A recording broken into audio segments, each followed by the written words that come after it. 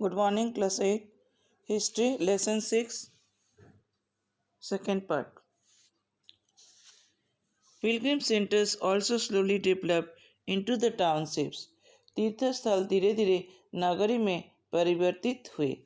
Uttar Vrindavan, Uttar Pradesh, and Tiruvannamalai, Tamil Nadu are examples of two such towns. Vrindavan और उत्तर प्रदेश के वृंदावन और तिरुवन्नामलाई तमिलनाडु के एक ऐसे शहर के उदाहरण है. Near Ajmer A lake Pushkar which has attracted pilgrims from ancient times. Ajmer के पास पुष्कर लेक प्राचीन काल से तीर्थयात्रियों को आकर्षित कर रहा है. नेक्स्ट है a network of small towns. From the 18th century onwards, the subcontinent was dotted with several small towns. 18th century के बाद उपमहादेश कई छोटे छोटे शहरों में विभक्त हो गया. These are probably emerged from large villages.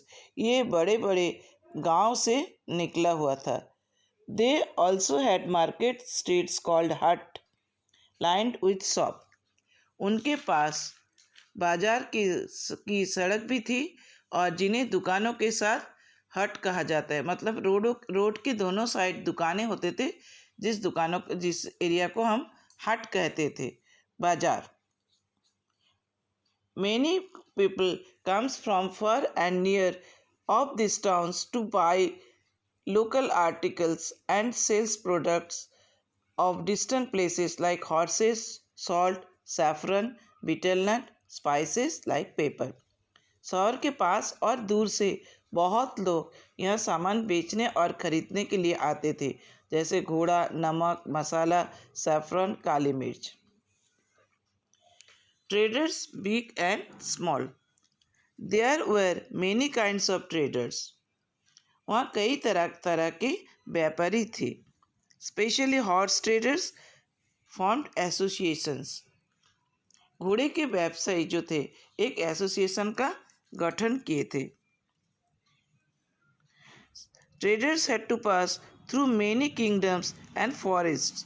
They usually traveled in caravans and formed a guide to protect their interest. व्यवसायी को कई राज्य से और वनों से गुजरना पड़ता था. आमतौर पर इन लोगों ने कैरावन पर यात्रा करते थे और अपने हितों की रक्षा के लिए गाइड फॉर्म करते थे. मतलब सरकारी समितियों का गठन होता था. There were several such guilds in South India. दक्षिण भारत में ऐसे कई सारे समितियों का गठन हुआ था.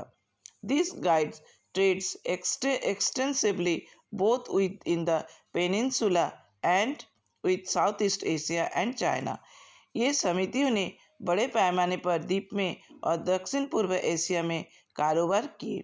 They sold textile and spices in these ports and in exchange brought gold and ivory from Africa. वो कपड़ा और मसाला बेचता था वही सब द्वीप में जहाँ उसे वो सोना और हाथी दांत को लेके आता था. ब्रॉट क्या करते? सोना एंड आइवरी, गोल्ड एंड हाथी दांत को खरीदते थे फ्रॉम अफ्रीका से.